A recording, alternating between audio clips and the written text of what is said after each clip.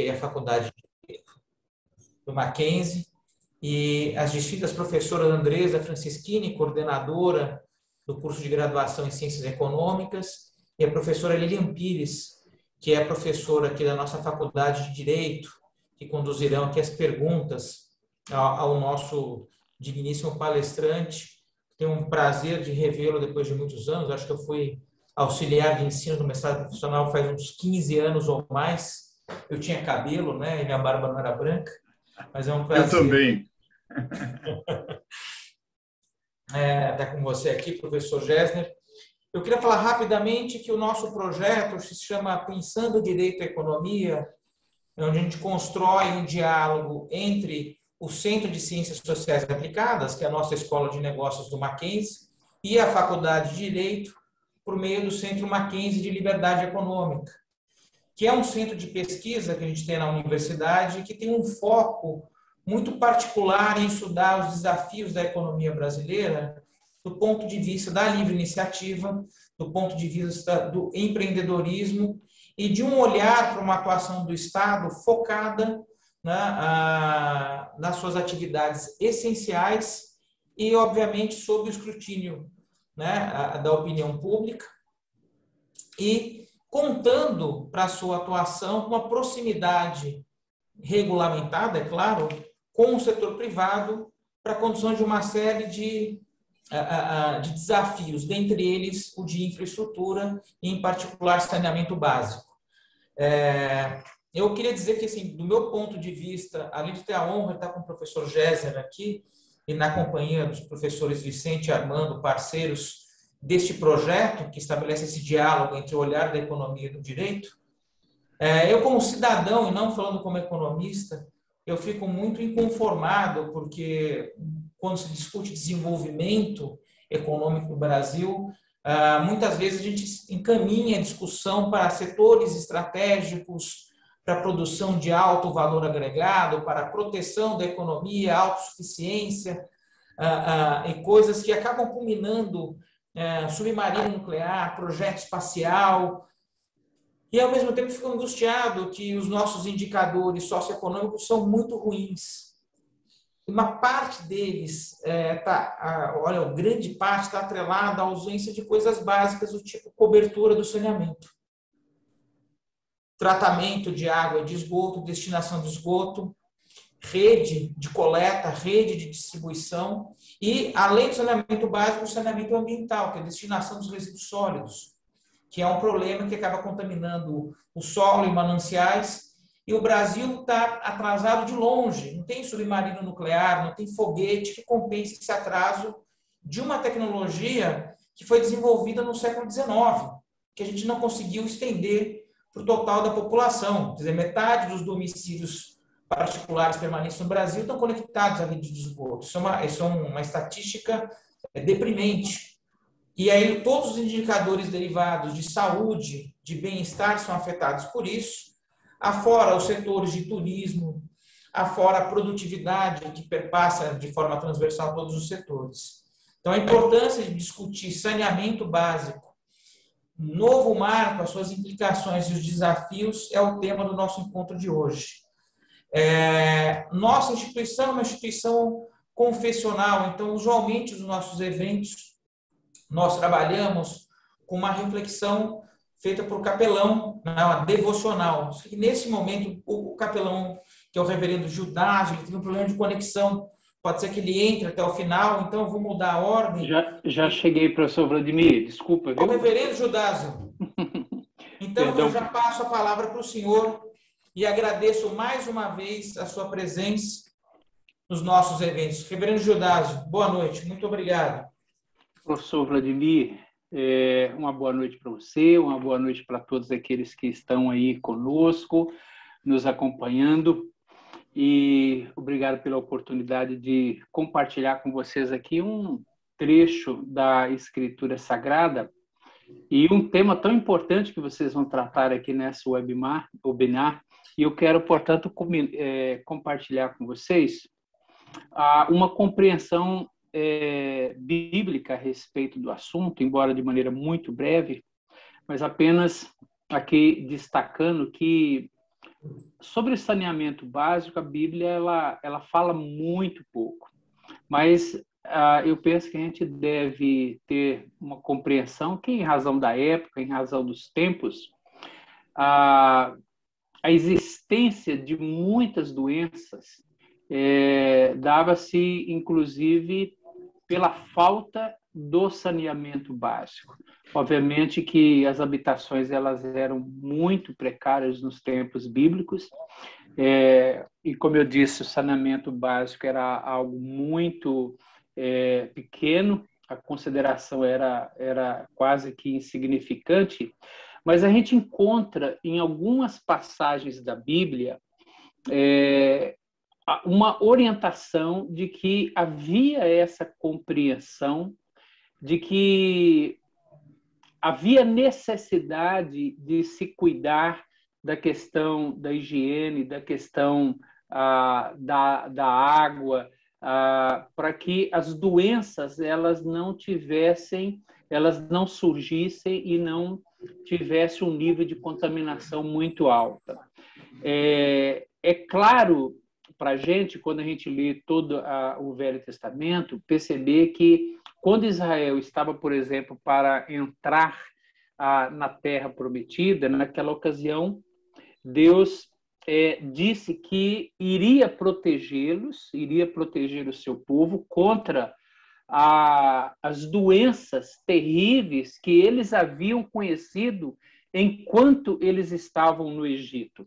E lendo os livros da lei, o Pentateuco, os 5 livros da lei, nós vamos encontrar algumas preocupações de Deus nesse sentido, portanto, dando orientação para que o povo tivesse esse cuidado. E uma maneira de fazer isso era justamente dar àquela nação, a nação de Israel, algumas instruções mais detalhadas sobre o controle de doenças e a higiene que eles deveriam ter. Exemplo disso, nós vemos no livro de Levítico, quando as leis da nação exigiam que os israelitas, quando viessem de alguma viagem, antes de entrar em suas casas, eles deveriam tomar banho e lavar todas as suas roupas. E olha que coisa interessante, sobre o excremento humano, há um momento em que Deus, em Deuteronômio capítulo 23, Deus disse para eles que eles deveriam determinar um lugar privativo fora do acampamento, e para lá eles deveriam levar todo o excremento ou fazer as suas necessidades nesse local. Então, veja, é coisa muito rústica. Obviamente que a gente precisa considerar a época, mas há passagens na Escritura que revelam para nós que Deus tinha uma preocupação com essa questão do saneamento básico e de maneira que isso pudesse ser aplicado na nação para que o povo não viesse a se contaminar com outras doenças. Há períodos de quarentena, por exemplo, quando alguém adquiria determinada doença, havia necessidade de ficar, portanto, de quarentena.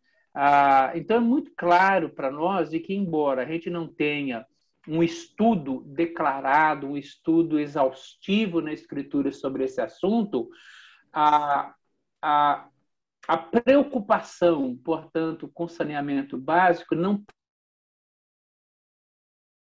na Escritura Sagrada. Então, quando a gente lê, por exemplo, o livro de Números, principalmente lá no capítulo 19 e 20 de Números, a gente vê Deus dando orientação para aqueles que tocassem e manuseassem o cadáver, ele deveria dar uma quarentena para que aquilo não viesse gerar contaminação com as outras pessoas. Então, as leis da nação de Israel, principalmente de Israel, refletiam alguns conceitos de higiene, conceitos de medicina, que estavam assim muito além muito à frente daquele tempo, do seu tempo.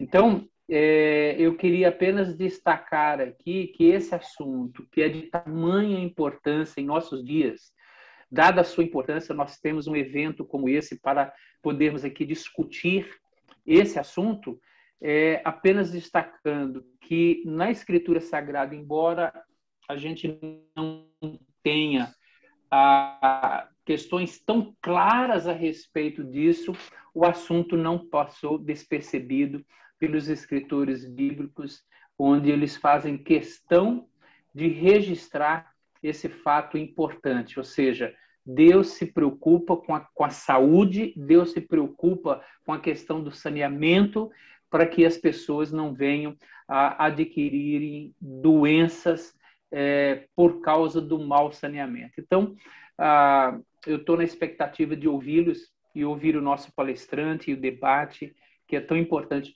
para nós nesse dia aqui. Então, minha oração em favor do evento é que Deus esteja abençoando e que lições ricas, preciosas, a gente possa tirar daqui para aplicar na vida da nossa sociedade. Que Deus abençoe vocês. Professor Vladimir, muito obrigado, viu? Muito obrigado, reverendo Gildásio. E eu passo agora a palavra para o nosso moderador, professor Vicente, nosso parceiro aqui do Pensando Direito e Economia. Muito obrigado, professor Vicente. Boa noite, professor Vladimir. Boa noite a todos. O reverendo Gildásio, ele citou o Velho Testamento e eu lembrei de uma palestra que o professor Géser proferiu no Mackenzie, na escola americana, ainda na escola americana na sua versão antiga, não depois da reforma do auditório.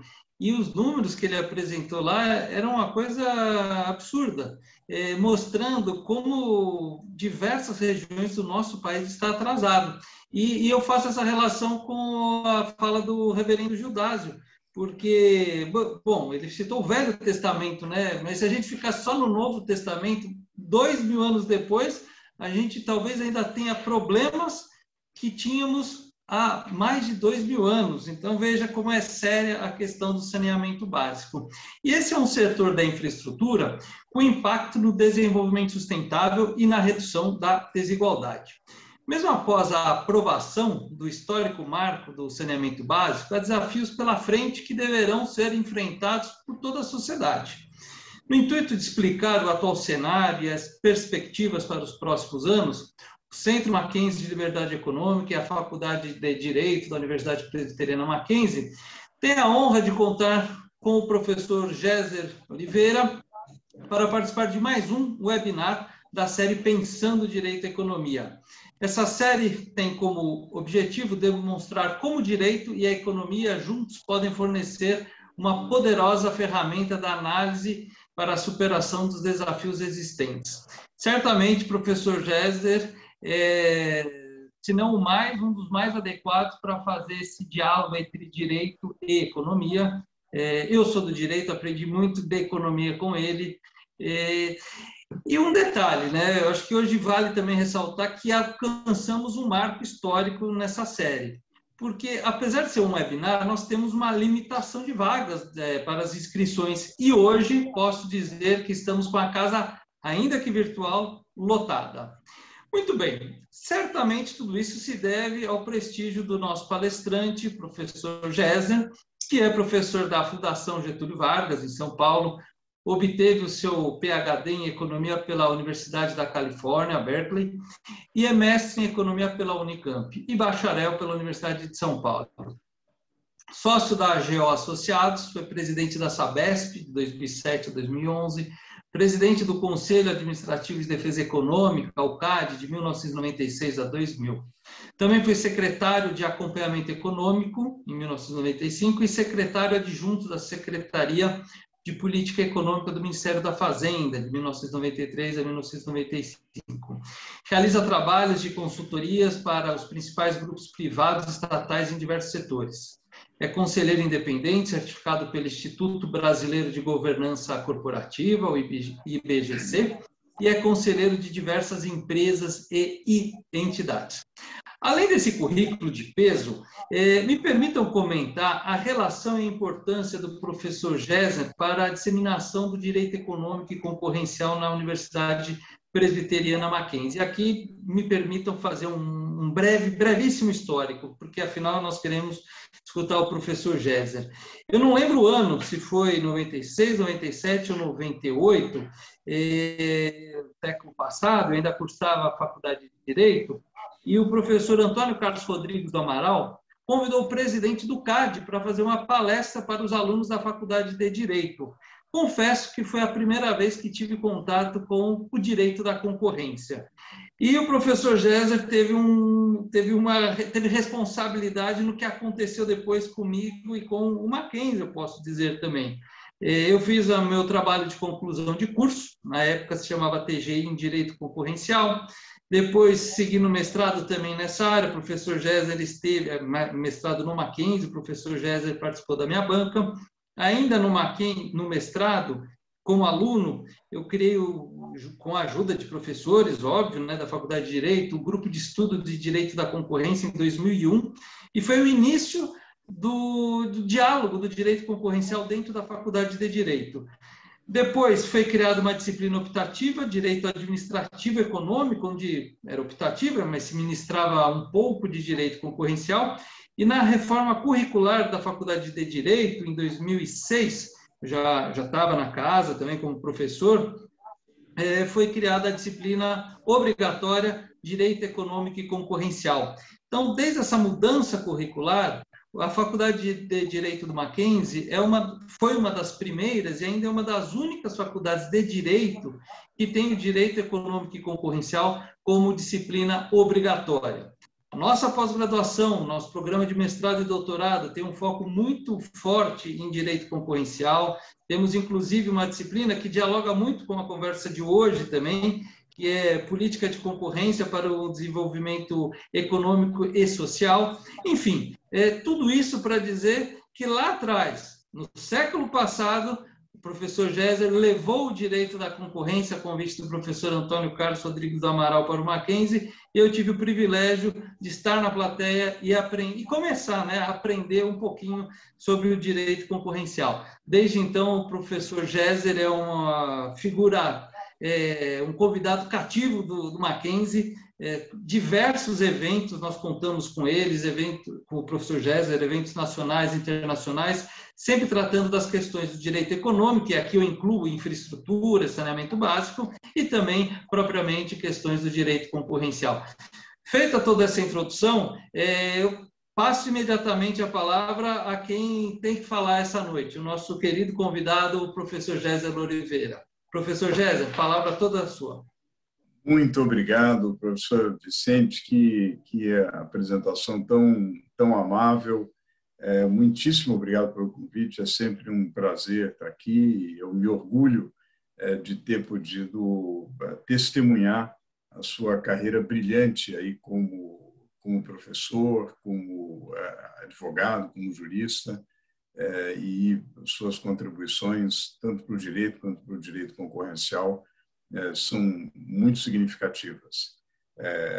Muito obrigado ao professor Vladimir Maciel, professor Armando Rovai, professora Andressa Franceschini, professora Lilian Pires, e muito obrigado especialmente à reflexão e oração que nos ofereceu o reverendo Gildásio. Realmente, a questão do saneamento, eu acho que a reflexão do reverendo toca no ponto central que talvez escape à percepção popular ainda, que é a forte relação do saneamento com a saúde, né? Há uma relação fortíssima. Muitas vezes as pesquisas de opinião perguntam para as pessoas quais os temas que elas consideram prioritários. Naturalmente, saúde aparece em primeiro lugar ou num dos primeiros lugares. O saneamento nem sempre consta das primeiras colocações, porque muitas vezes as pessoas não fazem uma ligação direta entre a saúde e o saneamento, ou até mesmo entre o saneamento e o meio ambiente. E, no entanto, quando nós olhamos as estatísticas, olhamos os números, há uma relação muito forte. Quer dizer, os números são eloquentes, mostrando a relação entre baixa qualidade de saneamento e alto índice de doenças e problemas seríssimos na área de saúde.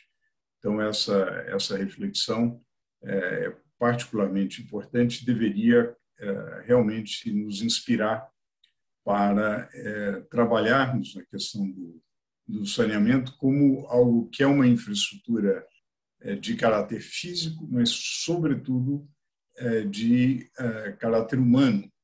É uma infraestrutura social fundamental para o bem-estar da população. Eu vou me atrever aqui a compartilhar uma apresentação com vocês, sem ameaçá-los com uma apresentação muito longa. Eu recebi aqui a mensagem que o host ainda não permitiu o compartilhamento de telas. Se o anfitrião pudesse me permitir, aí eu posso compartilhar a tela. Deixa eu ver aqui se eu posso... É o professor Alan que está nos comandos aqui. Isso. E ele eu acho que ele está com medo do tamanho da minha apresentação, mas eu prometo que será uma apresentação breve e ainda não permitiu aqui o compartilhamento da tela. Mais uma vez, por gentileza. Agora sim ele já permitiu e eu posso compartilhar aqui minha tela. Vou colocar aqui no modo de apresentação e abordar essencialmente 3 pontos, né, no dia de hoje. Primeiramente, fazer alguns comentários sobre a atual crise mundial, tendências e cenários para a economia brasileira, aí mostrar a importância da infraestrutura para uma retomada econômica sustentada, uma retomada econômica mais forte, e, finalmente, a importância do saneamento para esta retomada, né? Então, o primeiro movimento, refletir um pouco essa situação tensa, difícil que nós estamos vivendo no mundo e as suas repercussões sobre a economia brasileira, né? Nós estamos vivendo as sequelas da pandemia e as mazelas da guerra, né? E observando alguns pontos que, na verdade, rompem com uma série de processos que vêm desde o final da Segunda Guerra e rompem com alguns pilares aí da ordem econômica internacional, primeiro com focos de desglobalização, né? Uma série de cadeias produtivas integradas globalmente estão sendo redesenhadas, né? As empresas estão procurando novos fornecedores e há uma preocupação em maior multiplicidade de fornecedores e também de internalização de certos fornecimentos. Há um realinhamento de alianças e há uma potência emergente clara, que é a China. Nós estamos vivendo uma situação, como a gente vai ilustrar daqui a pouco, muito semelhante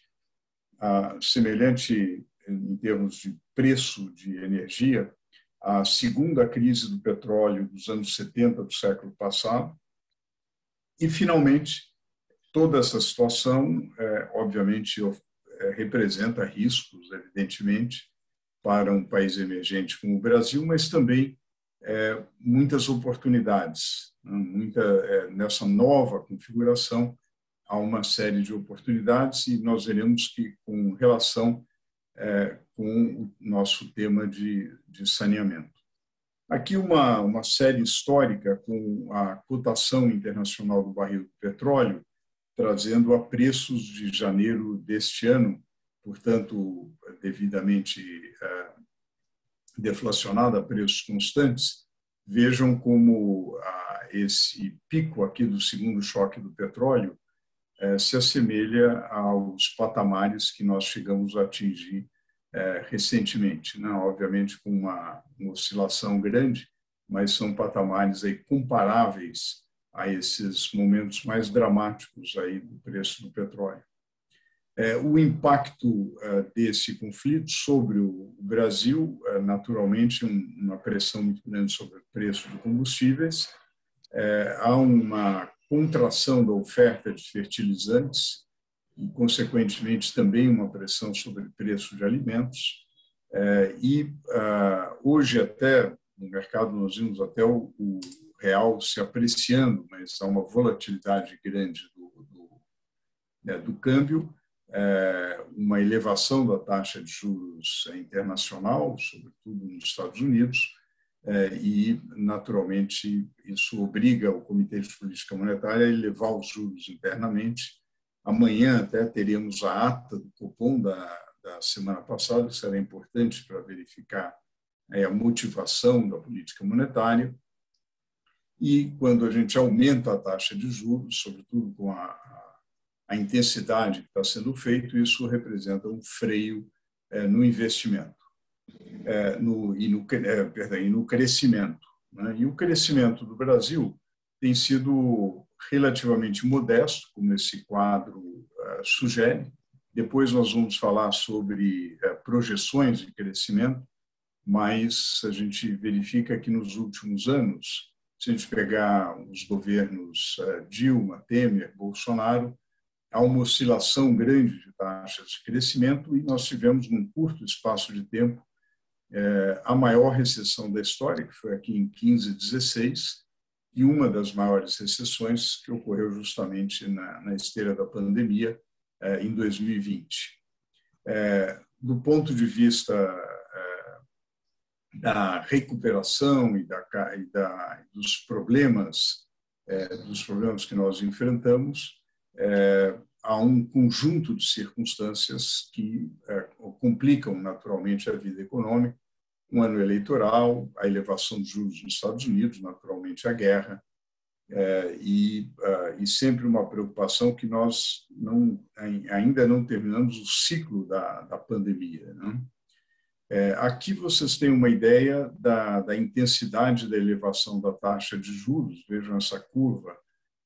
Nunca houve uma elevação tão rápida e tão forte da taxa de juros, assim como nós nunca chegamos a esse vale da taxa Selic de 2%. Né? Então, isso realmente representou um aumento muito forte.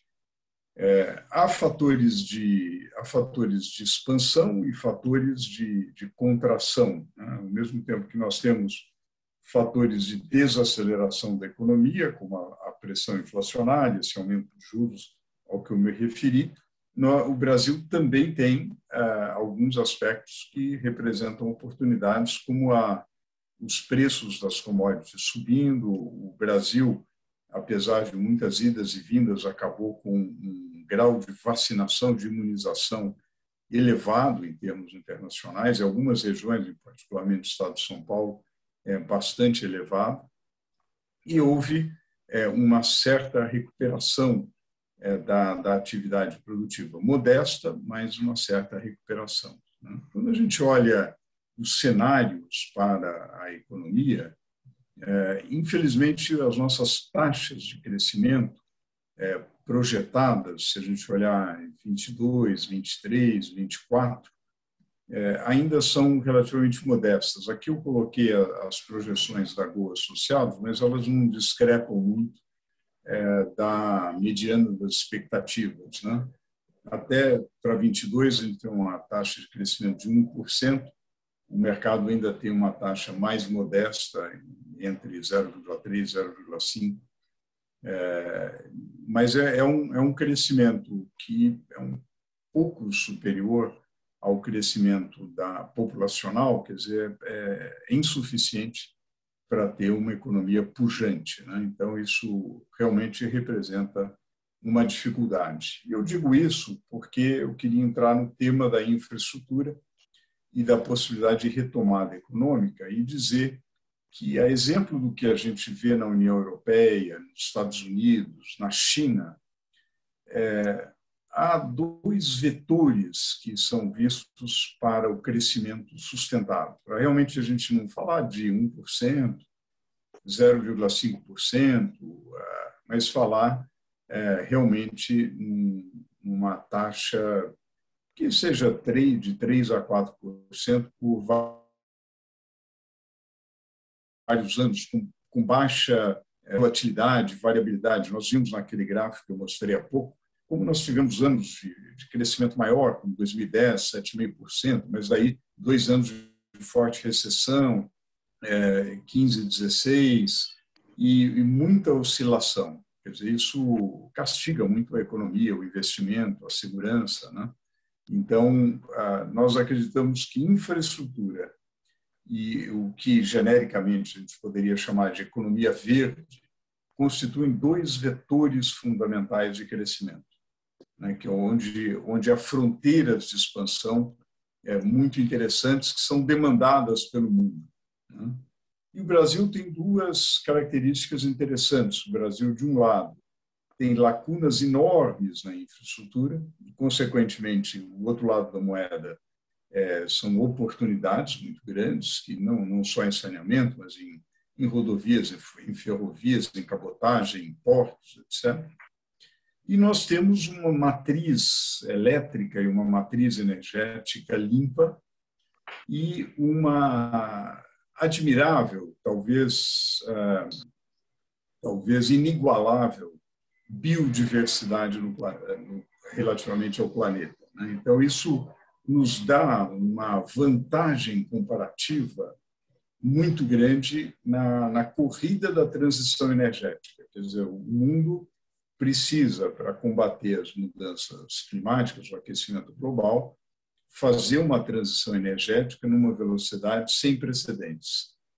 Toda a transição energética que ocorreu desde que a humanidade habita esse planeta foram transições energéticas lentas, né?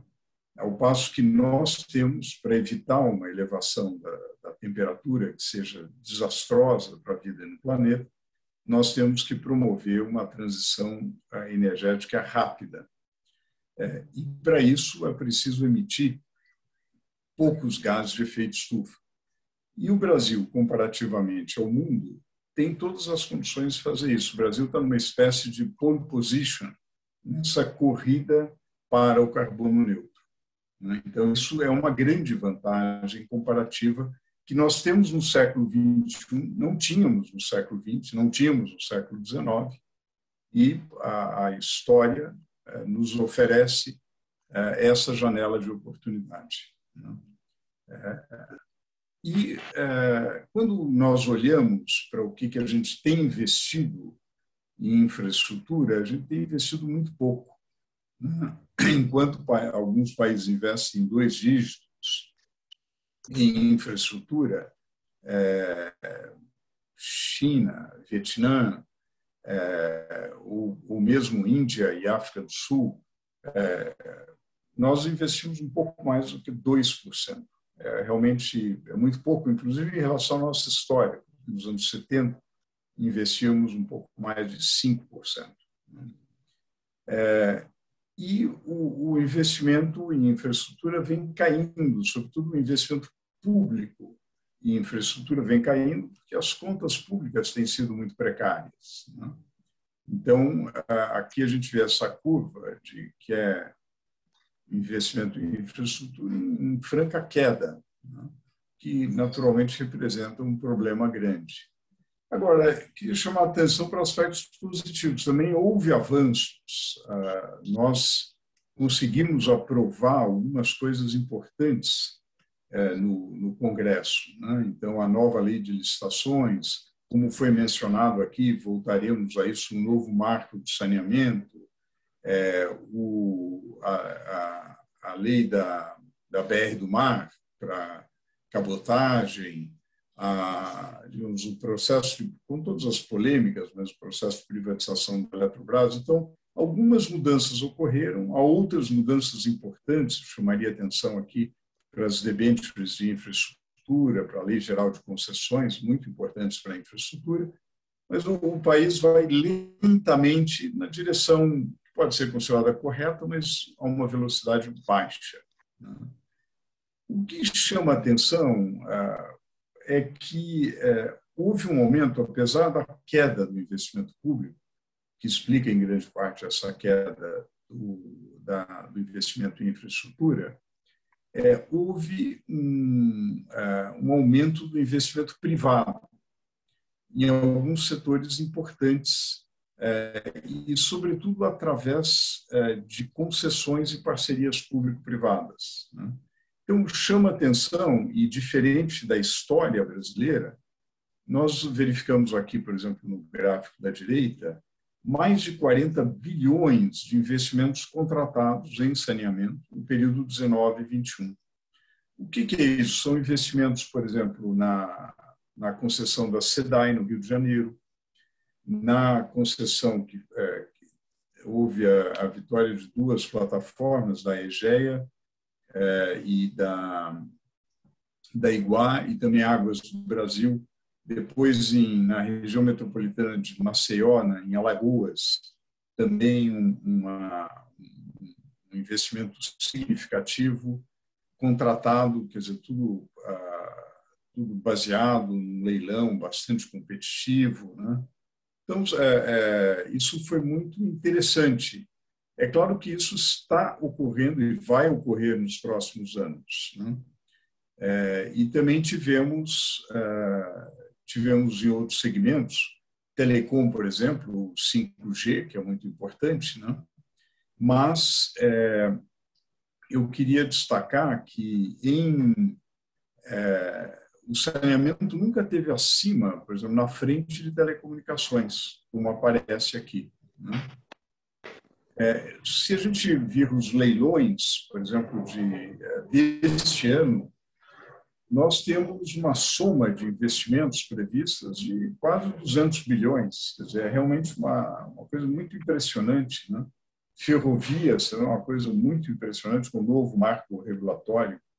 E aí há alguns leilões programados para 2023. É claro que sempre há incertezas ligadas aí à transição política, etc., mas eu queria chamar a atenção que há apetite de investimento privado a despeito de todas as incertezas, né? Que é algo positivo, assim como há passos institucionais importantes a despeito de todas as dificuldades. E, finalmente, dado esse quadro, chegamos aqui à importância do saneamento para o desenvolvimento sustentável. Eu vou retomar um pouco aquelas lacunas às quais o professor Vladimir se referia, chamando atenção para as lacunas do saneamento, né? Aqui a gente resume, nas colunas em azul, nós temos aquilo que corresponderia àquilo que seria a universalização prevista no Plano SAB, no Plano Nacional de Saneamento. E nós temos aqui as coberturas efetivas, que são coberturas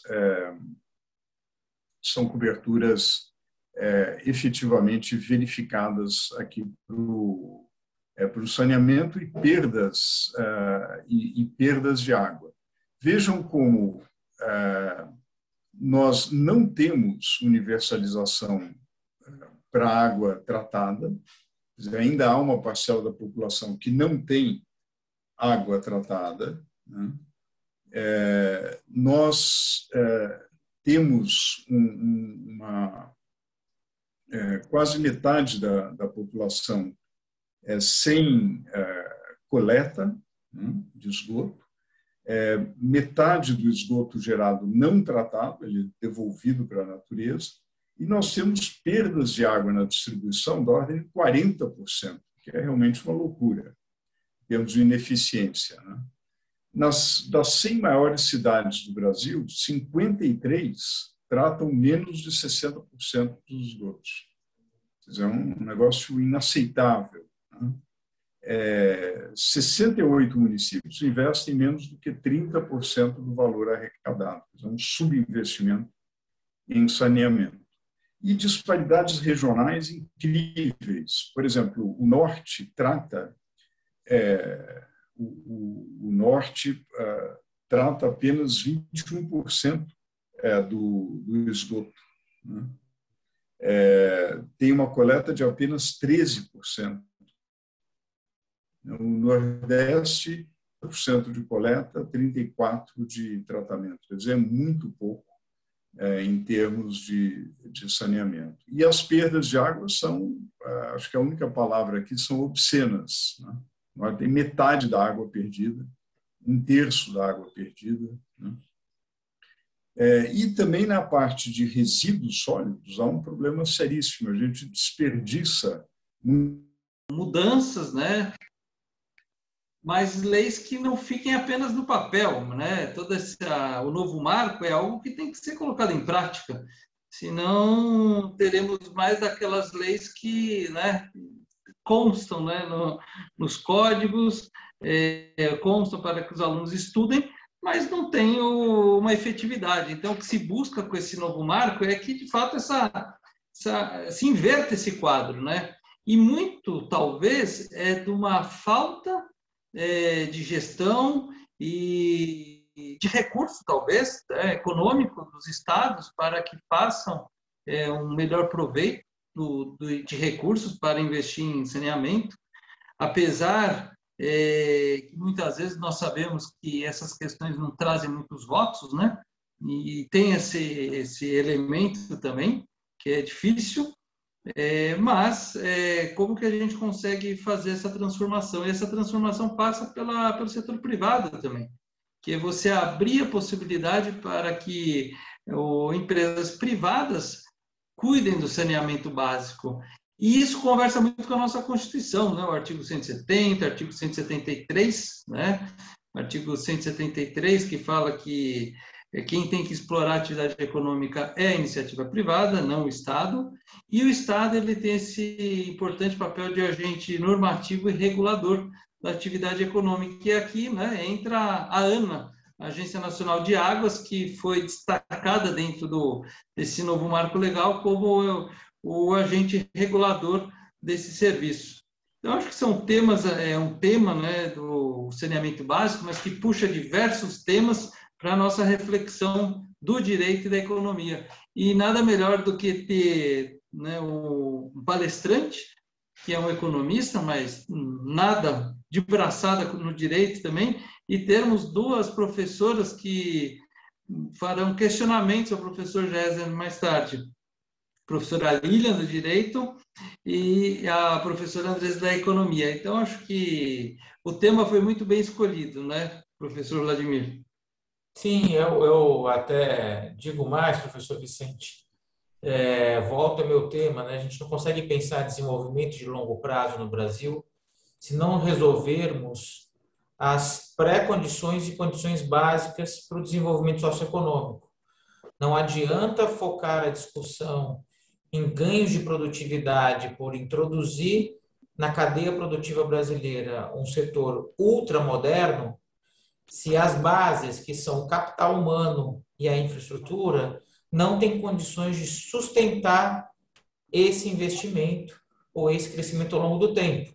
Capital humano não só se refere ao conhecimento acumulado, mas à capacidade de transformar esse conhecimento em geração de renda e bem-estar do indivíduo. E se você é tolhido por questões de saúde, por falta de acesso ao saneamento e doenças básicas que comprometem o processo cognitivo das crianças, você está eliminando esse sujeito de conseguir acumular capital humano e participar do processo produtivo. Então, você está minando as bases do país.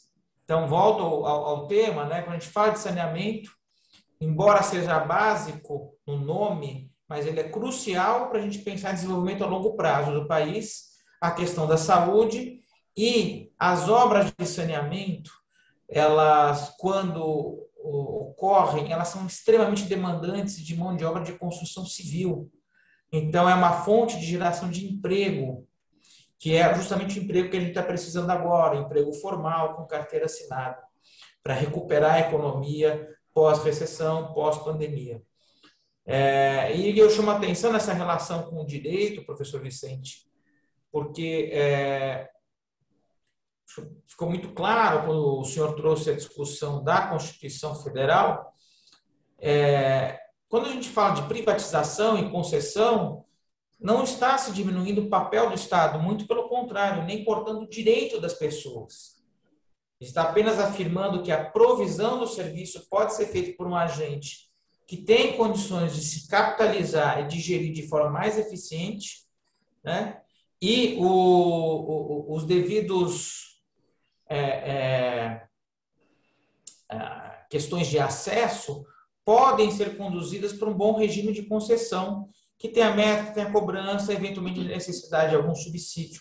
Mas, enfim, trazer o setor privado para a jogada é muito importante e garantir segurança jurídica a esses investimentos, que demoram aí 20, 30 anos para terem o seu retorno.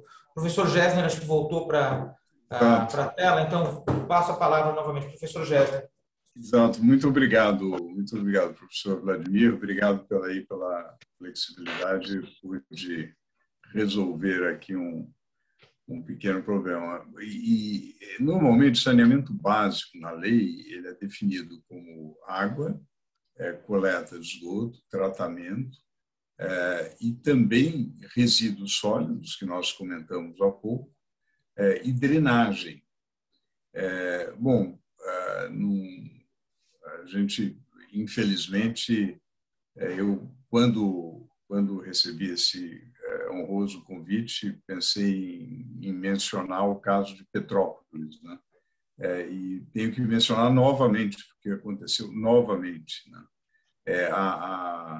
Sem água e coleta e tratamento de esgoto, nós estamos muito atrasados, nós estamos ainda mais atrasados na área de drenagem, né? Basta dizer que 68% aproximadamente dos municípios não tem sequer mapeamento de áreas de risco. Na verdade, a responsabilidade da drenagem é dos municípios, mas eles não têm recursos para fazer investimentos, são investimentos grandes de galerias pluviais, né? De adequação das diferentes áreas para que não haja deslizamentos, né, de mapeamento também das áreas de risco, enfim. E o que a gente vê é que sempre quem é culpado é São Pedro, né? Todos os anos, na estação de chuvas, e às vezes até fora dela, mas em geral com maior frequência na estação de chuvas, tem problemas trágicos, né? E isso é impressionante, porque a gente volta, a gente consulta a mídia em meados do século passado e a gente encontra as mesmas coisas, né?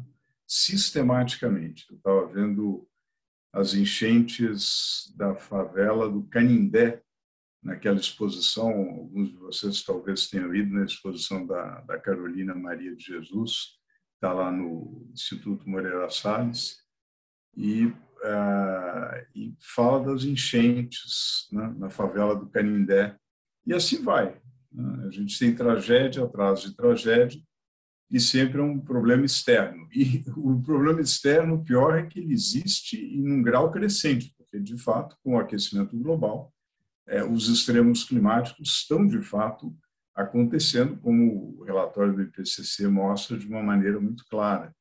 Então, a gente tem os dois. A gente tem o São Pedro mais irritado, de um lado, e, de outro lado, a nossa negligência absoluta com a infraestrutura urbana na área de drenagem, né? E resíduos sólidos nós já comentamos. Então, realmente esse é um dos problemas grandes. Eu vou só voltar um pouquinho, porque a apresentação deu uma travada aqui. Eu vou só voltar e compartilhar novamente, que acho que ela pega no tranco aqui. Vamos ver. Não.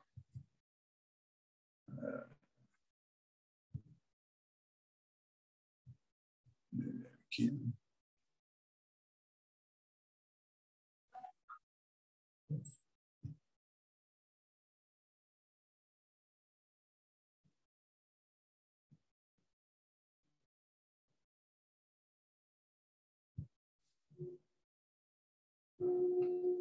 Seu.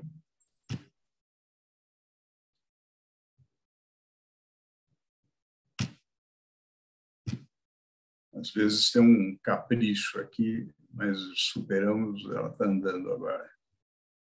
Então, eu estava justamente comentando a drenagem e queria muito comentar as oportunidades, né? As oportunidades que o ciclo da água oferecem, né?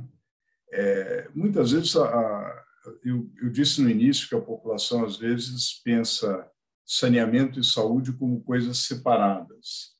E muitas vezes, as pessoas pensam, por exemplo, água e esgoto são coisas separadas, né? Quando, na verdade, é o ciclo da água, né? Ele começa no manancial, a água é levada para a estação de tratamento, adequada do ponto de vista de potabilidade, levada para reservação, para distribuição, utilizada pelos domicílios, vai como ela é jogada na rede de esgoto, vai para a estação de tratamento, tratada e volta para a natureza. Na verdade, é um ciclo, e esse ciclo encerra uma série de oportunidades de reutilização, uma série de oportunidades de economia circular, né? Onde você usa o resultado de um processo para aplicá-lo em outro. Então, por exemplo, é fascinante como o lodo do esgoto pode ser usado para produzir fertilizantes. Na tarde de hoje, eu estava com uma empresa de Campo Grande, justamente discutindo, nesse momento em que o preço dos fertilizantes cresceu, como há oportunidade para fertilizantes orgânicos. A gente usa aquilo que é o efluente do esgoto doméstico e depois o processo de tratamento gera um lodo que contém nutrientes extremamente importantes para as plantas, né? Para a plantação, para a agricultura, né? O efluente do esgoto doméstico ele pode ser utilizado para água de reuso. Por exemplo, o polo petroquímico de Capoava usa um volume enorme de água de reuso da estação de tratamento do ABC, na região metropolitana de São Paulo, né? Os aterros sanitários geram energia. As diferenças de cotas entre os mananciais são excelentes para pequenas centrais hidrelétricas, né? O lodo das estações de tratamento de água serve para material de construção, enfim, há um conjunto amplo de oportunidades de reutilização. São todas oportunidades muito boas, ambientalmente muito importantes e empresarialmente muito interessantes, né, que podem realmente frutificar, né? Então, a ideia do novo marco do saneamento, na linha daquilo que falou o professor Vladimir, o professor Vicente, reunir esse tripé, quer dizer, uma boa regulação, um aprimoramento da regulação, estabelecer mais concorrência, não a concorrência no mercado, porque aqui a gente está tratando daquilo que se chama um monopólio natural, né? Mas uma concorrência pelo mercado, quer dizer, os leilões, no momento de disputa de uma concessão, oferecem um resultado competitivo, né? E os bids vão ocorrer desde que haja um bom desenho, né, da licitação, de forma que a sociedade tenha a vantagem de um ambiente mais competitivo. E os contratos no novo marco têm metas, têm estímulos à eficiência, estímulos à redução de perdas e outras ações que nós mencionamos antes.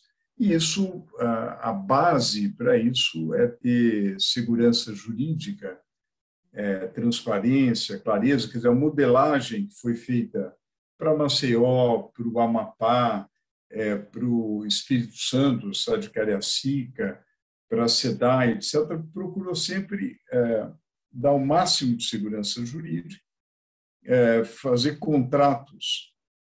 É claro que não existem contratos completos, mas fazer contratos que deem um mínimo de segurança para o investidor, porque o nosso problema básico é aumentar o investimento, como a gente viu antes, né? Alguns aspectos importantes do novo marco dizem respeito à cidade informal.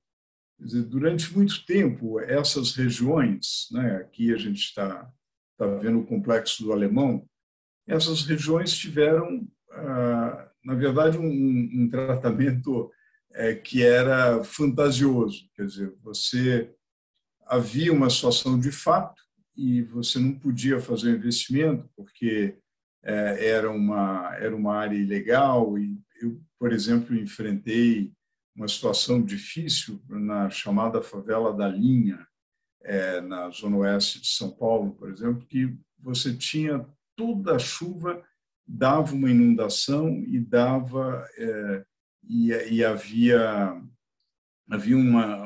faltava coleta de esgoto e havia uma situação péssima do ponto de vista de saúde pública, que era aquela inundação com esgoto a céu aberto, né?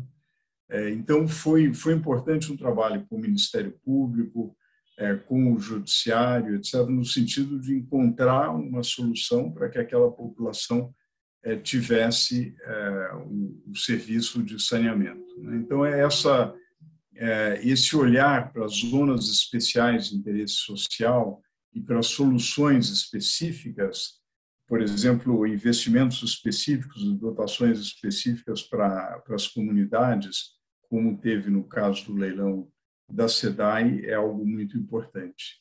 Outra coisa importante são os estímulos à redução de perdas. Nós falamos daqueles números obscenos de perdas de 40%, né? Eu costumo dizer que o nosso maior manancial é a nossa incompetência.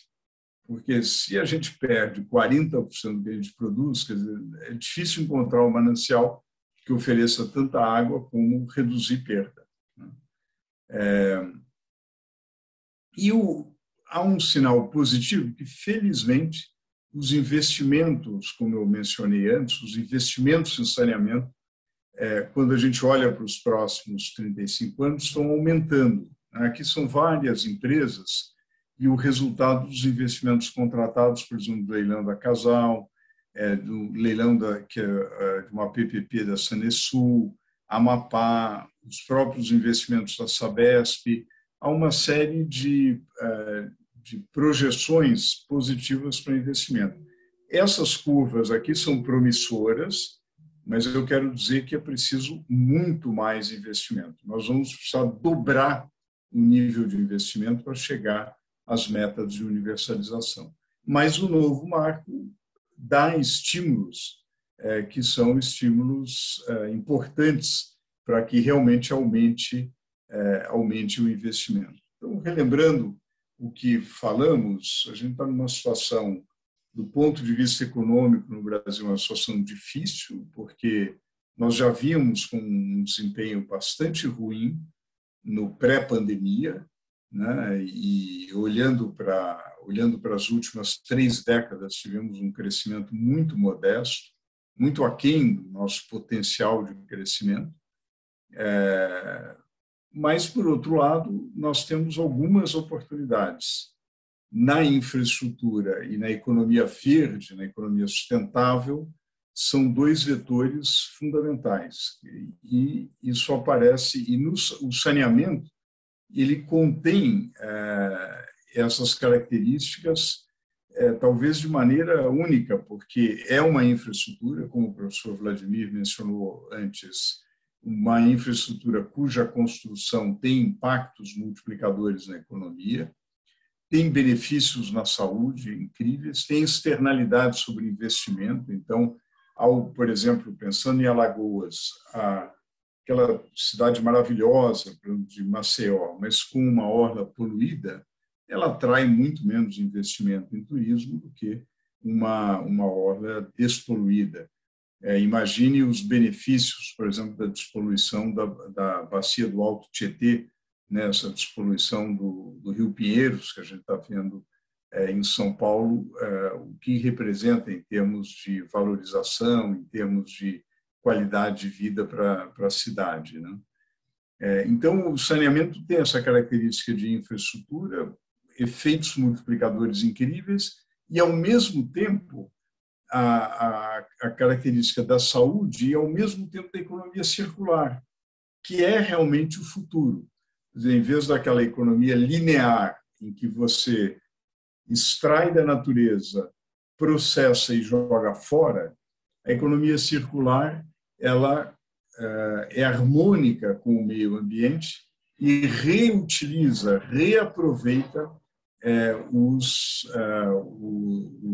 materiais que são resultantes do processo produtivo, né? Tornando a economia e o meio ambiente muito mais harmônicas do que nós assistimos até aqui, exatamente colocando o país na rota da descarbonização e na rota de um desenvolvimento sustentável.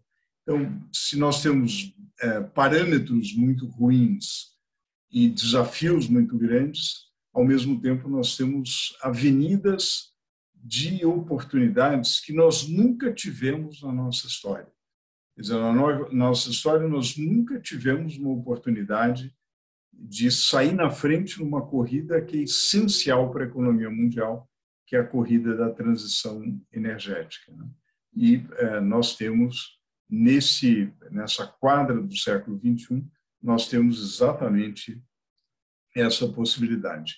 Queria agradecer a atenção de vocês, pedir desculpas aí pela breve interrupção que tivemos e fico naturalmente à disposição para perguntas, se houver interesse e tempo. Muito obrigado, professor Gessner, sempre com muita clareza, muita objetividade, com uma riqueza de informações que o senhor sempre nos proporciona. Nós temos duas professoras, uma da Faculdade de Direito e uma da Faculdade de Economia, que são estudiosas aí do tema e têm questionamentos. Então, eu convido a professora Lilian Pires, da Faculdade de Direito, para que compartilhe as suas inquietações com o professor Gessner e depois, na sequência, eu convido a professora Andressa. Mas, professora Lilian, agora a palavra é toda sua. Pessoal, boa noite, bom estar com vocês. Obrigada pelo convite, e ouvir o professor Gessner, para mim, é uma felicidade e uma inquietação. Queria ficar aqui conversando muito com ele sobre modelagem, sobre infraestrutura, sobre essa parte toda da execução que esse novo marco legal traz, dos desafios que nós temos. E aqui na Faculdade de Direito, eu sou professora de Direito Administrativo, trabalho com infraestrutura e também coordeno Maxcidades. Então, as duas pontas desse assunto, elas são objeto de interesse e de preocupação nossas aqui. E a necessidade que a gente tem essa janela de oportunidade de tentar melhorar a qualidade da saúde das pessoas fez com que nós abríssemos uma pesquisa e nós estamos fazendo um mapeamento, vai sair um infográfico brevemente sobre o mapa da regionalização. Estamos analisando todos os editais que foram lançados e aqueles estados que ainda não se regionalizaram. Então, as dúvidas aqui são grandes e eu vou deixar só depois a gente tem uma economista, né, que vai estar falando, a drenagem é um problema imenso para precificar, pelo que eu estou entendendo. Mas eu gostaria de perguntar para o professor Gessner, considerando que nós estamos nesse momento de regionalização e nós temos uma situação que nem todo mundo aderiu a esses blocos.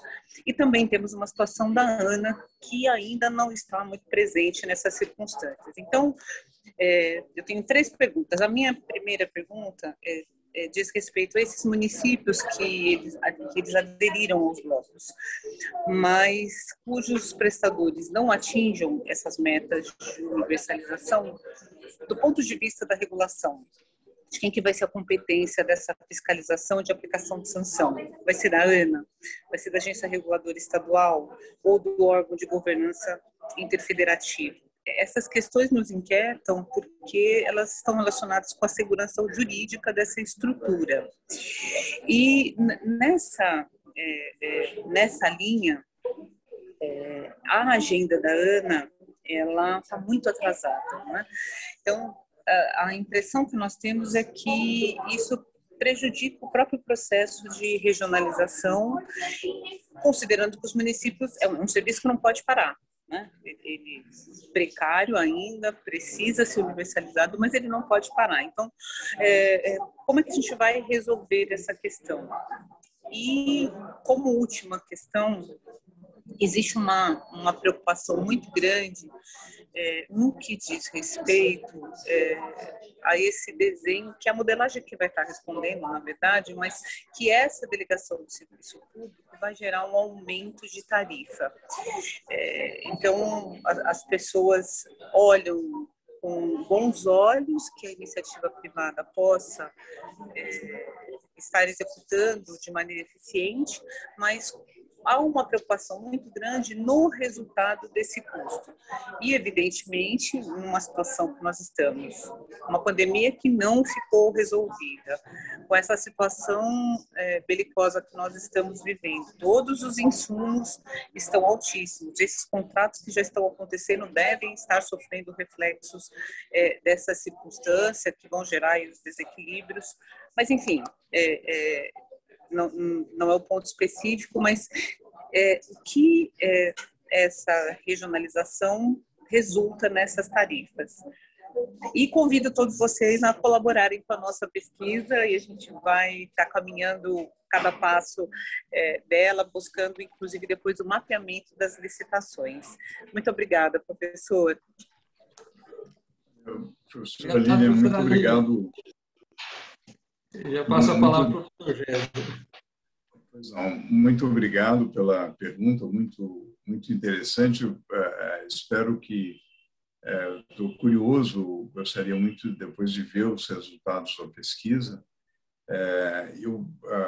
A questão da tarifa, eu acho que é muito importante o desenho, né, de como a gente modela uma determinada estação. Por exemplo, no caso do serviço da SEDAI, estabeleceu-se a tarifa como teto, né?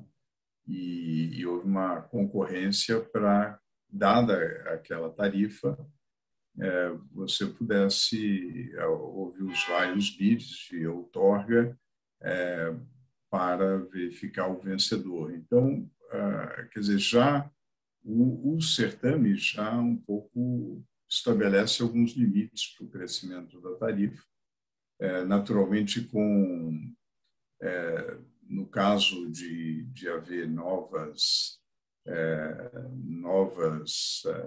investimentos, no caso de haver as previsões de revisão contratual, etc., e também novos investimentos através de fluxo de caixa marginal. Quer dizer, há um modelo de forma que, de um lado, não permita uma explosão de tarifas e, de outro lado, também dê uma segurança mínima que haverá racionalidade em inevitáveis revisões contratuais, sejam elas ou revisões e sejam elas extraordinárias ou ordinárias. Então, eu tenho a impressão que esse tema, mas eu acho que o tema é importante, ele sempre deve ser visto com muito critério, né? Em relação ao papel da ANA e o atraso da agenda da ANA, de fato, a ANA ganhou uma responsabilidade muito grande de supervisão regulatória.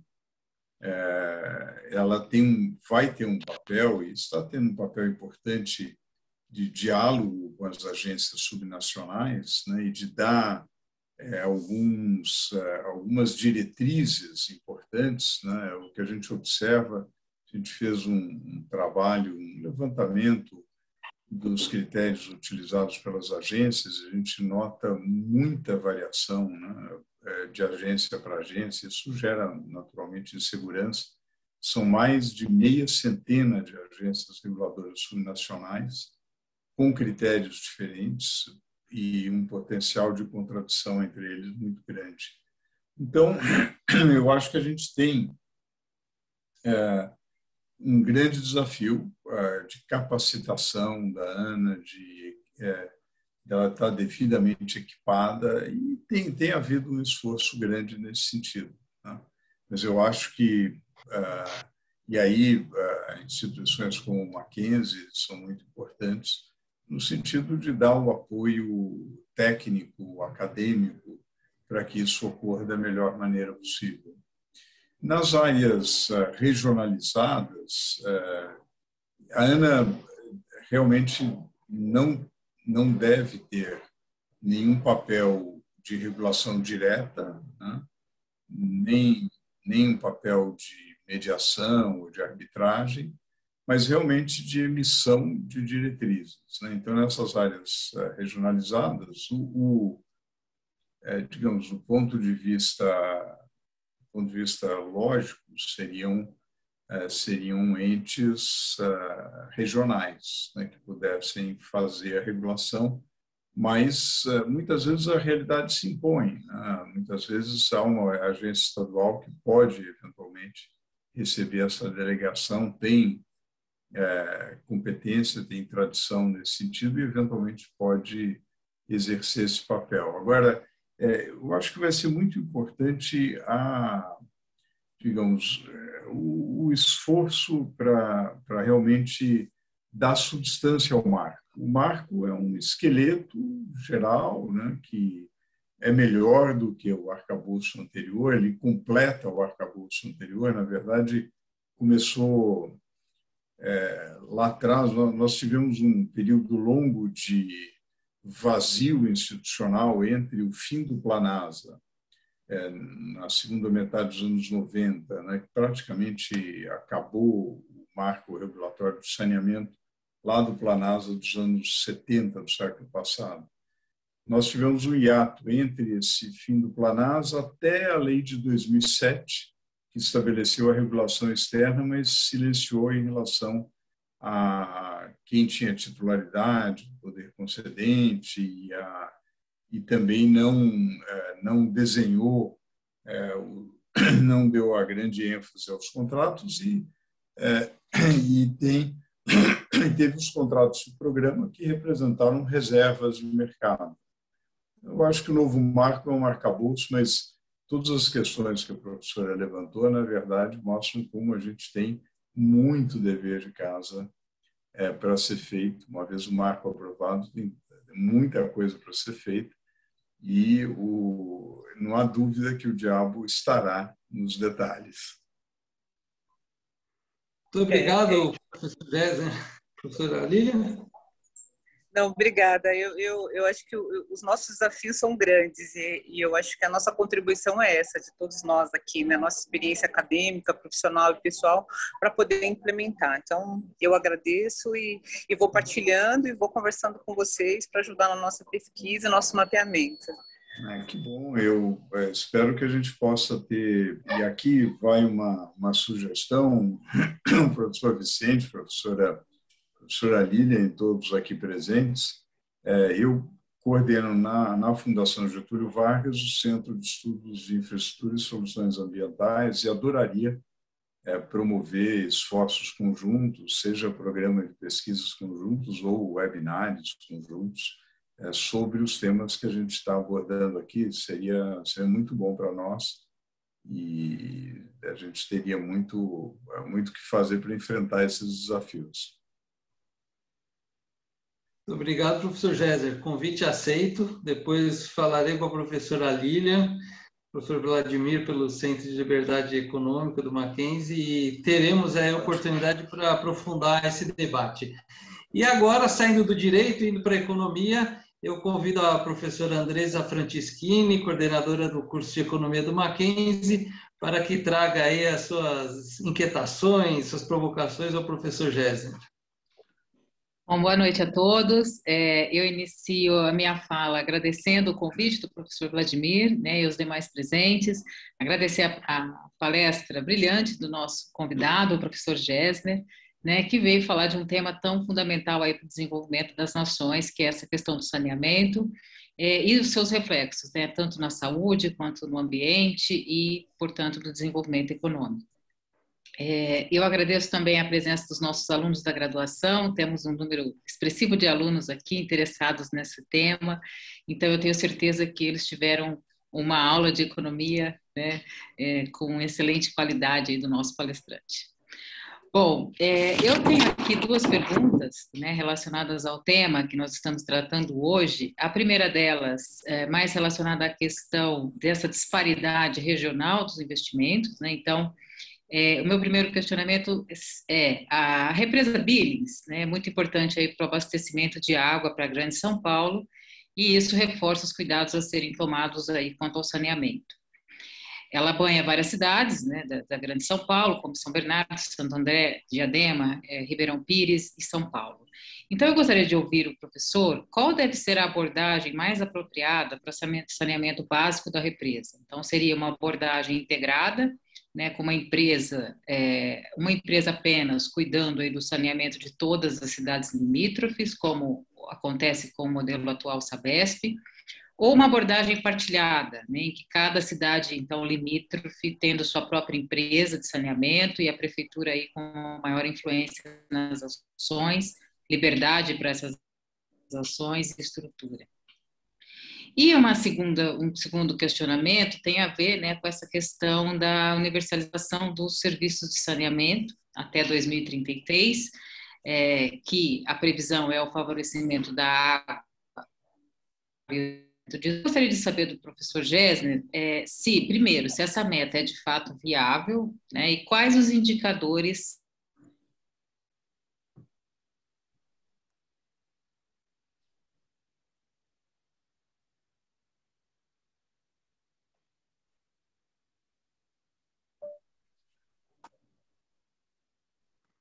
E congelou a professora Andresa. Congelou. Tem um problema de sinal na conexão dela. Deixa eu tentar contactá-la.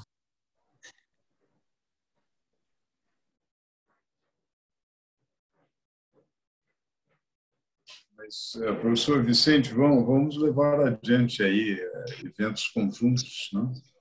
E ações, iniciativas conjuntas, acho que seria ótimo.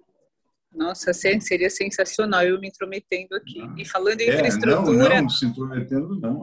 Olha a infraestrutura, olha a nossa ausência de...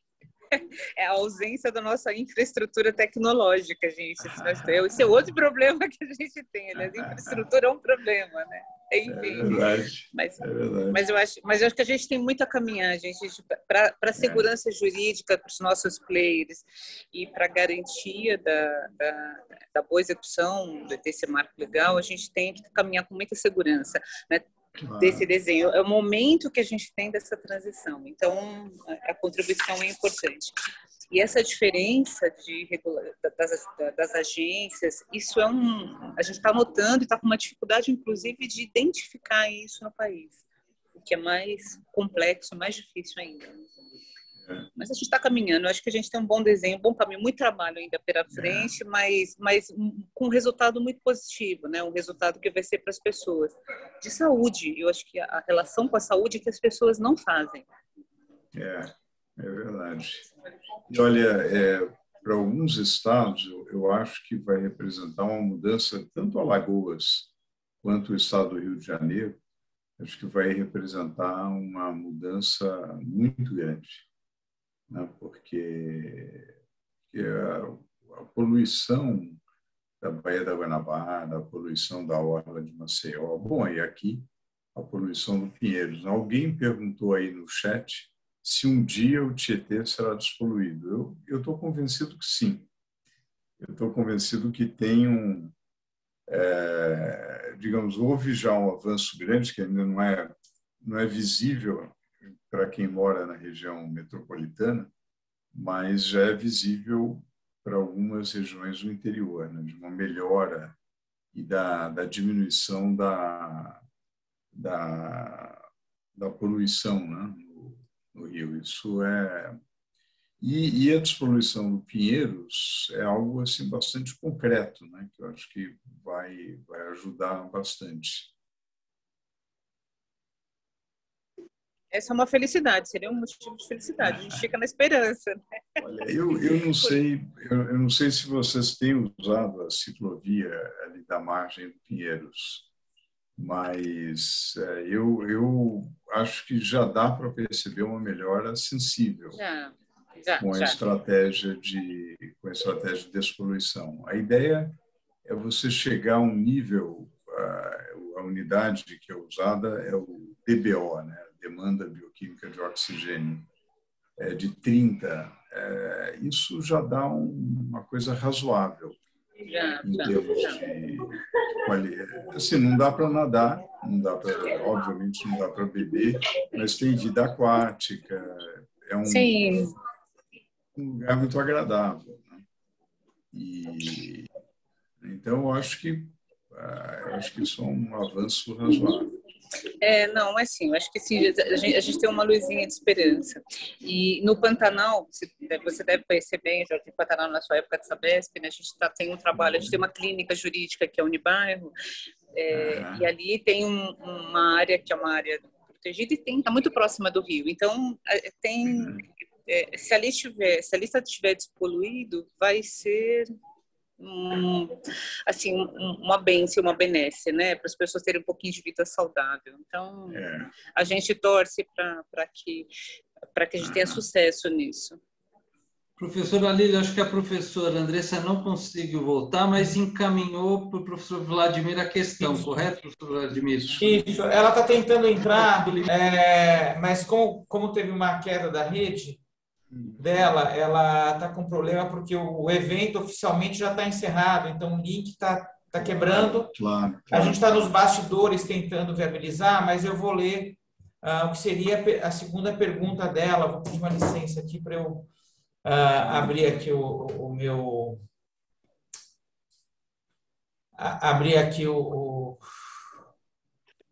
a pergunta, né? A segunda pergunta dela se refere, né, à meta do governo federal, que é alcançar a universalização dos serviços de saneamento até 2033, né, que favoreceria o acesso à água potável, ao tratamento e à coleta. Com base em todo esse seu conhecimento, professor Gessner, e tendo em vista os desafios do marco legal, o diabo mora nos detalhes, essa meta é viável e quais são os indicadores considerados para monitoramento? Então, a segunda pergunta dela, né, a primeira se refere à questão da represa Billings e a região do ABC e São Paulo, e essa questão das águas, né, que não respeita a fronteira administrativa, e essa é a segunda, sobre a meta para 2033. Excelentes perguntas. Eu vou ser breve, eu já, pelo adiantado da hora, eu também deveria estar em outro evento às 19h30, mas a questão da represa Billings nos remete a uma estratégia de preservação de mananciais que é muito importante. Eu acho que, digamos, a estratégia de política para o saneamento começa pela defesa das águas, por você realmente defender as nascentes e defender os mananciais.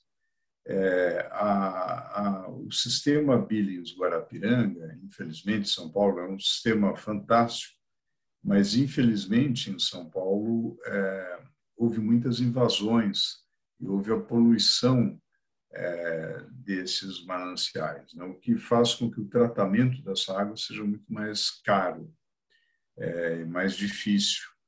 Se a gente compara, por exemplo, com a qualidade da água do sistema Guarapiranga, o sistema Cantareira, né? Então, você compara a quantidade de produtos químicos necessária em um e outro, é muito mais caro o sistema Guarapiranga, né?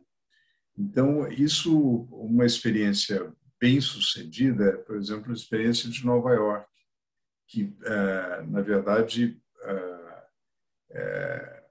adquiriu áreas e remunerou determinados proprietários para preservar aquela região de manancial para suprir a cidade de Nova York, né? Um exemplo muito interessante de estratégia de preservação de manancial que vale a pena, né?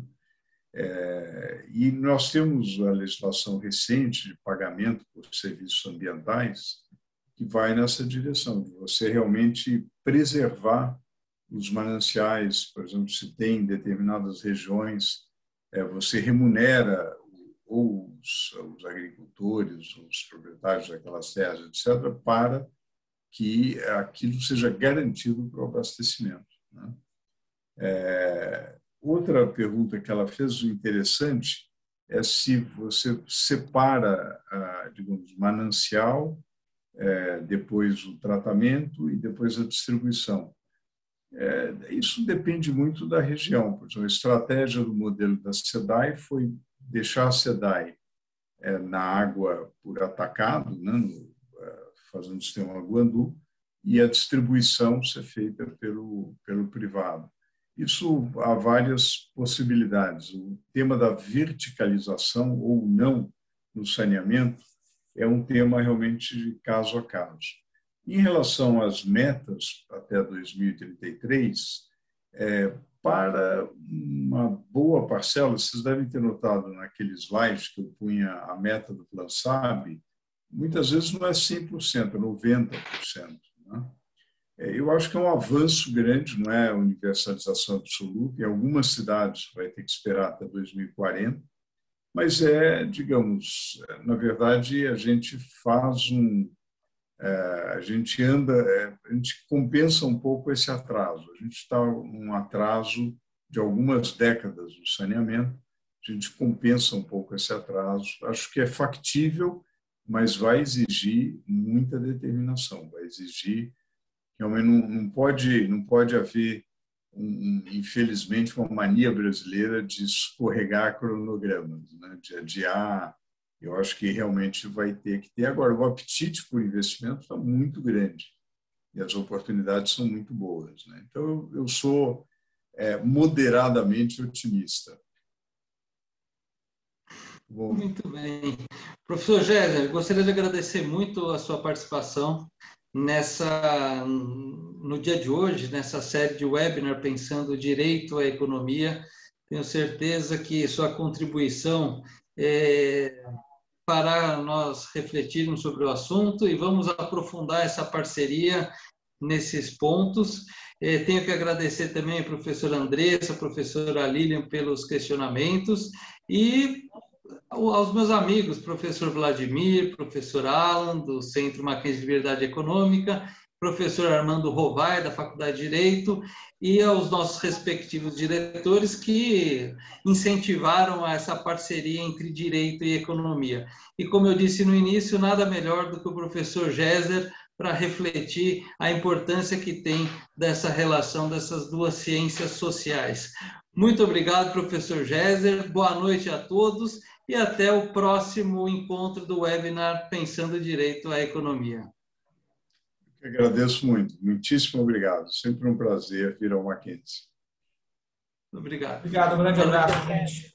Obrigada, abraço, gente. Foi ótimo. Tchau. Um abraço. Tchau.